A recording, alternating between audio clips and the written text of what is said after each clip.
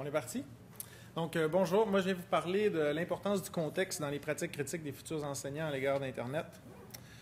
Ça fait suite à une recherche qui a été citée un petit peu précédemment où on s'était intéressé aux critères qu'ils utilisaient, au nombre de critères. Nous, dans notre recherche, il y avait eu un questionnaire, mais il y avait eu aussi des tâches qu'on avait observées, qu'on leur avait donné à faire. Et on a constaté que les futurs enseignants avaient des difficultés. Donc, on s'est mis à fouiller, surtout du côté de l'esprit critique, comment ils exerçaient comment ils étaient critiques ou pas critiques par rapport à Internet. C'est l'axe qu'on a décidé de choisir. Donc, la problématique, elle est assez simple. Hein? Tout le monde le dit, on le sait, il y a beaucoup, Internet est très, très présent, c'est très, très important, il y a beaucoup, beaucoup d'informations. Les compétences informationnelles, particulièrement l'esprit critique, comme on est dans un contexte où il y a trop d'informations, c'est important. Puis nous, on se demande, mais à l'école, les enseignants, eux, ou les futurs enseignants, est-ce qu'ils ont les compétences nécessaires? Parce qu'à quelque part, c'est eux qui vont devoir montrer aux prochaines générations comment faire, quoi faire. Donc, rapidement, la méthode et le déroulement. On a élaboré 3 mises en situation, une par rapport au travail, une par rapport au travail scolaire et une par rapport à l'utilisation de la recherche d'informations pour les loisirs. Toujours rapidement, la mise en situation pour le travail, on demandait à des futurs étudiants, tous des futurs enseignants, tous des universitaires, donc de repérer les meilleurs blogs. La mise en situation les mettait dans un contexte où ils devaient repérer les meilleurs blogs liés à l'éducation pour un projet de recherche. Celles par rapport aux cours, ils devaient repérer du matériel ou des contenus pour faire un travail dans le cadre d'un cours de didactique. Et la dernière les mettait dans un contexte où, avec des amis, ils devaient repérer les informations nécessaires pour planifier une sortie durant le week-end. On a élaboré une liste de 55 critères qui viennent de la recherche précédente, des critères qui sont considérés, que nous, on considérait applicables aux 3 situations. Le « nous » est important, nous, on les considérait tous applicables. Et des critères qui sont regroupés en 7 catégories, donc des critères par rapport à la date, à l'auteur, à l'hébergeur du site, à la langue, au type d'information traitée, aux références et hyperliens, et finalement des critères par rapport à l'apparence. Le questionnaire, on a utilisé un questionnaire web aussi qui a été administré dans 3 lieux de formation à l'enseignement. Je vais en présenter 2 très rapidement. À l'Université de Lyon, grâce à l'aide de Christophe Battier, un collègue là-bas, on a envoyé un message par Internet à tous les étudiants qui touchaient de près ou de loin à l'enseignement. Le taux de réponse a été très, très faible, nous aussi. À l'UQAC, au début de la session d'hiver, j'ai commencé par contacter tous mes profs, tous mes collègues, professeurs et chargés de cours, pour leur annoncer ma visite en février. En février, j'ai rencontré tous les étudiants en enseignement, donc plus de 400, et en leur donnant une feuille avec toutes les informations nécessaires pour aller répondre au questionnaire. Et on a encore eu un taux de réponse, c'était volontaire évidemment, mais un taux de réponse très faible sur les 400 étudiants que j'ai rencontrés en février. J'ai fini mes rencontres juste avant qu'ils tombent en grève. Il y en a seulement une quarantaine qui ont été répondre au questionnaire. Donc, c'est 10 %. Voilà, et pour ma part, j'ai travaillé avec les étudiants de la HEP Fribourg, donc en Suisse. Et dans ce cas-là, on a changé la mise en situation, on les a gardés captifs. Chaque cours, on a pris une 50aine de minutes, 40 minutes à disposition par le professeur pour les envoyer dans la salle informatique, renseigner le questionnaire. Ce qui fait que chez nous, on a une donnée intéressante par rapport à la question qui était posée tout à l'heure à Gabriel Dumouchel, à savoir, les étudiants suisses n'ont pas eu le choix et on a toute la population. Les étudiants québécois et français, enfin lyonnais et saguenay, ont eux eu le choix et on a peut-être effectivement cet élément-là. Voilà. Donc, sautons tout de suite dans les résultats. Les faits marquants. On s'est surtout concentré, c'est tout récent, donc on commence à peine les analyses, on s'est surtout concentré sur les différences qui existaient. Quelle importance ils accordaient à chaque critère dans les contextes? Et le niveau d'importance varie énormément. On a observé 44 différences sur un total de 55 critères. Donc, il y a au moins 44 critères qui ne sont pas utilisés de la même façon selon qu'on est dans la vie privée pour le loisir, en cours ou dans le travail. On a remarqué aussi que les critères sont généralement, pas tous, mais généralement, jugés moins importants quand on est dans la situation liée au loisir. Au niveau du contexte, on a eu quelques doutes. En fait, Patrick est l'auteur principal de la recherche, puis nous, on est les empêcheurs de tourner en rond. C'est moi qui ai fait les erreurs. En commençant à analyser les données, on a également commencé à se poser de nouvelles questions, d'autres questions. Et le contexte nous a vraiment questionnés. Tout d'abord, on a utilisé une situation où les étudiants préparaient une activité pour le week-end. Mais cette activité, il n'était pas spécialement spécifié qu'ils allaient être responsables d'un groupe durant le week-end, par exemple. On ne leur a pas non plus dit qu'ils allaient devoir réserver et régler financièrement le week-end, par exemple.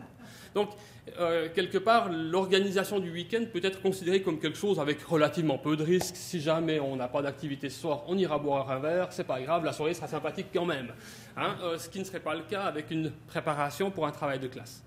Et puis la deuxième difficulté qu'on a eue avec le contexte, c'est de mettre nos étudiants en situation de recherche ou préparation de documents pour leurs enseignants. Mais on n'était pas dans une situation où concrètement ils choisissaient un blog qui allait être, ou un site qui allait être présenté à leurs élèves le lendemain. Donc on remarque ici qu'il y a peut-être une certaine confiance quant aux compétences informationnelles des collègues qui vont recevoir leurs conseils. À creuser. Certains critères ont été très largement ignorés d'abord. Donc, certains critères carrément étaient jugés comme non importants dans tous les contextes qu'on a présentés. Et puis ici, en creusant également un petit peu, on a d'abord pensé à une certaine différence entre nos célèbres natifs, digital natifs et les immigrants. Et puis quelque part, la différence, elle est peut-être un peu plus fine. On s'est demandé, on se demande encore d'ailleurs, si en tant que... Enfin, est-ce qu'on peut se définir comme des natifs digital? Non, pas vraiment, on a trop de cheveux, enfin moi en tout cas trop de cheveux gris. Comme des immigrants, plus vraiment, j'aurais plutôt l'impression qu'on pourrait nous considérer comme des naturalisés digital, ou, comment dire, l'autre terme qu'on avait utilisé dans nos discussions, c'était des pionniers, et en étant des pionniers qui avons appris à enseigner et grandi avec les technologies qui apparaissaient en même temps, il nous a semblé important de mettre l'accent sur certains critères qui ne sont peut-être plus du tout importants, mais qu'on estime importants pour nos apprenants. Donc on a ici tout un domaine également de recherche que l'on va continuer à creuser. Quelques exemples peut-être. Nous, on jugeait au départ important d'inclure des critères par rapport à l'hébergeur. Entre autres, dans les entrevues, dans la dernière recherche, les étudiants nous disaient massivement, si ça vient du gouvernement, c'est bon. Si c'est hébergé sur le site du MEL, c'est bon. Donc nous, on a inséré toute une série de critères à propos des hébergeurs. Les étudiants les ont carrément ignorés, c'est jugé peu important pour eux. Donc, c'est un exemple là, que pour eux, ces critères-là, ça ne veut rien dire. Alors que pour nous, on a vu l'époque où il fallait qu'on choisisse les hébergeurs de nos sites web, il fallait qu'on les monte, c'est important, alors que maintenant, ils vont sur Google, ils créent un site, ça prend 20 minutes. Certains critères sont ressortis comme importants, peu importe le contexte. Ça nous a amené à nous demander s'il n'y avait pas l'existence de métacritères, des critères qui, peu importe le contexte, vont toujours être importants. C'est difficile de décider si oui ou non ces critères-là sont plus importants parce qu'on avait seulement 3 contextes, mais on a trouvé dans la littérature, en fouillant un peu dans les écrits sur l'esprit critique, des pistes qui nous laissent croire que probablement qu'il y a des critères qui, peu importe le contexte, risquent d'être plus importants. On a été surpris, du moins moi et Mathieu, mon collègue à l'UQAC, on a été surpris de constater qu'il y avait peu ou pas d'importance accordée à tout ce qui était visuel, particulièrement dans les situations relatives au travail et aux cours. Films, images, cartes, schémas, c'était jugé très important pour la situation loisir, mais pas en enseignement ou pas dans la partie travail et cours. Et puis pour notre part, puisque je travaille également avec un collègue en Suisse, on était un petit peu moins surpris et on se demandait si ce n'était pas justement un biais qui était impliqué par les situations proposées. C'est-à-dire que comme ces situations n'impliquaient pas clairement « je prépare du matériel pour, mais je fournis des renseignements pour » ou « j'apporte des renseignements pour un colloque de recherche, pour un cours de didactique », peut-être que finalement l'aspect visuel n'avait pas beaucoup d'importance, étant donné là de nouveau que je m'adresse à des collègues professionnels qui trieront, sauront prendre l'information et l'utiliser pour la suite. Et puis une deuxième hypothèse, c'était de se dire si le côté visuel qui ressort légèrement plus important pour l'organisation d'un week-end est ressorti, c'est peut-être qu'il y a quelque part quelque chose autour de ce site est beau, il m'attire. Mais comme je me sens compétent face à l'informatique, et face à l'information en règle générale sur Internet, je me sens tout à fait capable de discerner les parties publicité, les parties information, et ça ne me dérange pas du tout pour planifier une activité de loisir. Pour notre part, moi et Mathieu, on se demandait plutôt si ce n'était pas dû au fait que les deux mises en situation sont très, très académiques. On a mis les étudiants dans une situation, on les a mis en contexte. Vous êtes un assistant de recherche, vous devez faire une recherche, trouver les meilleurs blogs liés à l'éducation. Oui, c'est une situation de travail, c'est rémunéré, c'était mis en valeur dans la situation, mais c'est quand même très, très académique, tout comme la mise en situation par rapport à un cours où on leur disait, vous devez trouver du matériel pour faire un travail dans le cadre d'un cours de didactique. Et on se demande, pour notre part, si ce n'est pas un indicateur de la préférence des futurs enseignants pour l'écrit, ce n'est pas un indicateur de la prédominance carrément de l'écrit à l'université. Encore aujourd'hui, M. Pinte disait, lui, il a vu des étudiants remettre des cartes conceptuelles et des choses très visuelles. La vérité, c'est que moi, comme prof à l'université, les travaux que j'ai reçus qui n'étaient pas du texte et du texte, je les compte probablement en 7 ans encore sur le bout de mes doigts. J'ai assez de doigts, c'est sûr. Donc, il y a nettement, à mes yeux, une prédominance de l'écrit dans le contexte universitaire. Puis on se demande si le fait que les étudiants ont négligé tout ce qui était visuel, c'est pas symptomatique de ça, c'est pas lié à ça. Si on avait fait plus directement référence aux apprenants, peut-être que là, on aurait vu... Peut-être qu'on aurait vu effectivement plus d'images, le critère aurait été jugé plus important. Mais dans ce cas-là, ça veut dire que il va falloir regarder la vision qu'ils ont de l'enseignement, puis la vision qu'ils ont de leur travail en tant qu'étudiants universitaires. C'est comme deux modèles d'apprentissage différents. J'ai de la misère à croire qu'ils sont capables d'accorder beaucoup d'importance aux images dans un contexte, puis très peu dans l'autre. Donc, ça, c'est à fouiller, ça sort de nos résultats. Donc, dans le futur, une première piste vers où nous, on s'en va dans les prochaines études. D'abord, c'était très horizontal, les analyses qu'on a faites jusqu'à présent, c'est-à-dire qu'on a regardé pour un critère s'il était utilisé de la même façon selon les contextes. Puis là, je n'ai pas été très dans le détail pour les résultats. Vous comprendrez qu'il y avait 55 critères. J'aurais voulu avoir le temps de vous présenter 55 tests statistiques avec l'interprétation pour chaque test, mais c'est pas possible. Donc, mais verticalement, si on a l'intention de regarder par situation, est-ce qu'il y a des patterns de pensée? Est-ce que tous les apprenants, ou par exemple, est-ce qu'on est capable de trouver, de voir des différences entre les groupes, les jeunes versus les plus âgés? Est-ce qu'ils pensent de la même façon? Est-ce qu'ils jugent l'information de la même façon pour un contexte X?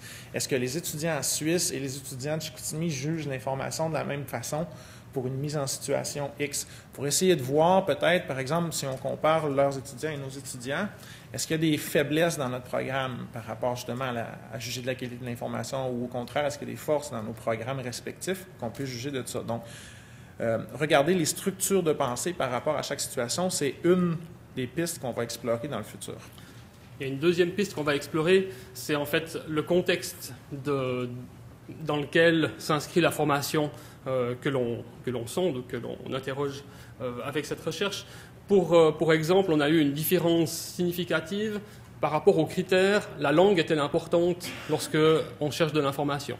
Et les étudiants québécois et français ont répondu plutôt oui, et les étudiants suisses ont répondu plutôt non. C'est assez surprenant. On est dans un canton, Fribourg, qui est francophone au départ principalement mais bilingue, mais la francophonie est majoritaire. Mais finalement, en creusant un tout petit peu, la HEP Fribourg est la seule HEP de Suisse romande qui s'inscrit clairement comme étant une HEP bilingue proposant un diplôme bilingue.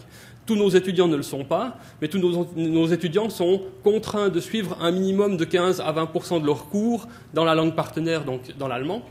Et chez nous, la langue a finalement moins d'importance. Donc c'est clair que ces éléments de contexte sont extrêmement importants. Je pense qu'on peut bien faire un parallèle, enfin plutôt une opposition avec la situation qui est vécue avec le français au Québec, certainement aussi avec le français en France, hein, puisque on aime bien garder sa langue intacte quelque part. Et je termine parce qu'on est rendu à 16 minutes. Donc, on a déjà parlé tantôt la question à propos des caractéristiques. Qu'est-ce que dans une situation, quelles caractéristiques vont déterminer à quelque part l'importance des critères? Ça, c'est quelque chose qu'on va sûrement fouiller dans le futur. Pour nos futures recherches, là, on s'est engagé dans un cycle de recherche où on a commencé par un questionnaire, on a été sur des tâches qu'on a observées, on est revenu à un gros questionnaire et on ressent déjà le besoin face à toutes les hypothèses, parce que là, ça, c'était juste quelques-unes, toutes les hypothèses, toutes les questions qu'on se pose face à nos résultats. Les prochaines étapes vont sûrement utiliser une approche méthodologique qui va être beaucoup plus proche des participants pour pouvoir essayer de mieux comprendre pourquoi ils jugent tel critère important dans cette situation-là ou quel élément de la situation, justement, les amène à juger de l'importance de ce critère-là. Donc, sur ce, on a fini. Question. Merci.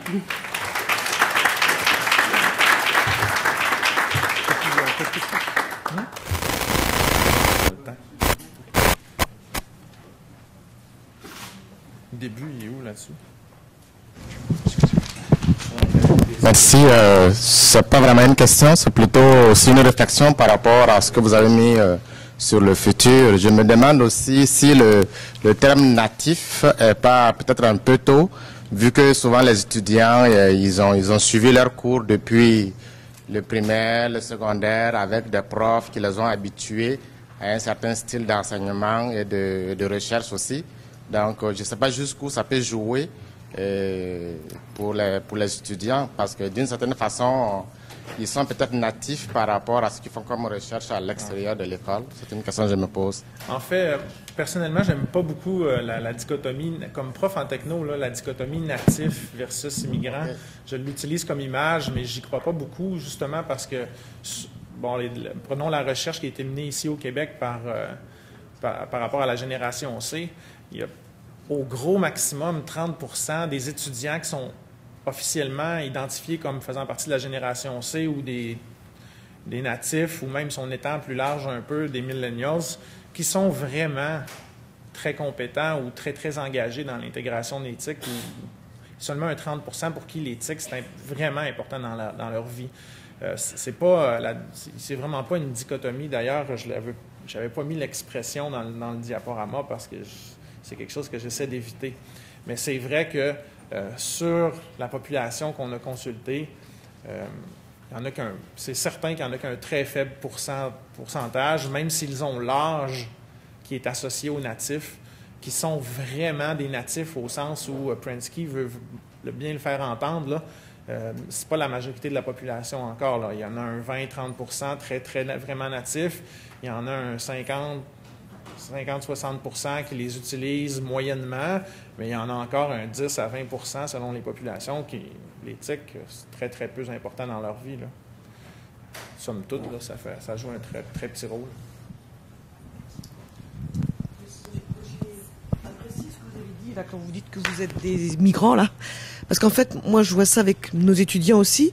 Enfin, c'est que nous, on pense en effet qu'il y a des choses qui sont importantes de leur apprendre. Et eux, ça les intéresse pas du tout. Donc cette difficulté maintenant de les amener à travailler sur quelque chose que nous on considère important, donc créer la situation où ils vont en avoir besoin.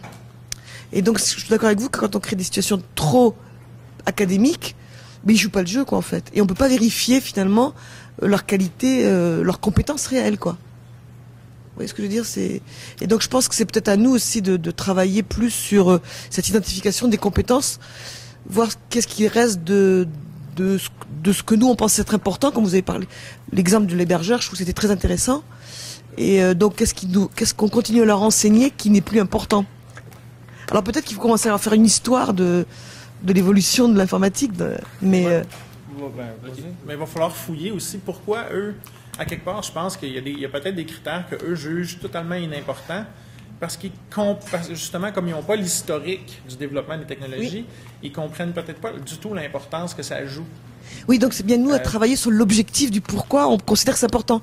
Mais comme nous on sait que c'est important, je pense, enfin moi ça m'arrive, je prends même pas le temps peut-être de travailler en amont pour les sensibiliser au fait qu'il va falloir qu'ils travaillent là-dessus. Et je crois qu'on va trop vite parce qu'on pense trop que c'est important, alors qu'eux, ils n'en voient pas l'intérêt, quoi. Je pense qu'il y a également quelques fois où on sait que c'est important, mais on n'est peut-être pas prêt à faire le deuil de se dire que c'était important pour nous il y a quelques années et ce n'est plus important. Oui, je suis d'accord. On n'a plus à l'apprendre, enfin à le faire apprendre. Oui, je suis d'accord. Je suis d'accord, entièrement d'accord. Et là, c'est justement cette question qu'on se posait en se disant, mais finalement, est-ce qu'on n'est pas trop techno dans notre tête pour créer ce questionnaire et aller sonder les choses qui sont réellement intéressantes? Oui, exactement, je suis d'accord. Peut-être travailler... Les critères qui étaient proposés, c'était les critères qui venaient de la recherche, mais c'est nous qui les a formulés, c'est nous qui les a sélectionnés, c'est nous qui les a organisés en fonction de la revue des écrits. Oui. Mais la revue des écrits, les personnes qui ont écrit les textes qu'on a utilisés, il y avait mon âge ou ils étaient plus âgés que moi, donc eux aussi avaient vu toute l'arrivée d'Internet, le développement depuis 95, 94, et même avant ça, le développement des technologies durant les années 80. Donc, c'est notre vision de quels sont les critères sont importants. Peut-être que dans le futur aussi, il faudrait inclure, c'est quoi les critères que vous utilisez? Et il faudrait peut-être faire un travail où d'un côté, vous interrogez des gens de votre génération, et puis de l'autre côté, les jeunes. Et puis regardez après où va être le décalage, quoi. Oui, ça, on va pouvoir le faire parce que la première étude qu'on a fait, moi, avec Chicoutimi, celle qui était citée précédemment, on est parti de rien, on est parti des entrevues pour monter le questionnaire. Donc, les critères qui ont été, quand ils disaient qu'ils citent 1,34 critères, puis ils en utilisent communément 9 seulement. Puis je les connais, là. Donc, puis le plus que j'ai vu sur 35 étudiants qui ont fait une tâche filmée, et puis le plus que j'ai vu, c'est 4 critères dans une tâche. Donc, nous, on les a donné une liste de 55. Les utilisez-vous? Ben, il y en a qui sont ressortis comme totalement inimportants. Oui. Je pense qu'il faut... C'est fin. Comment tu fermes?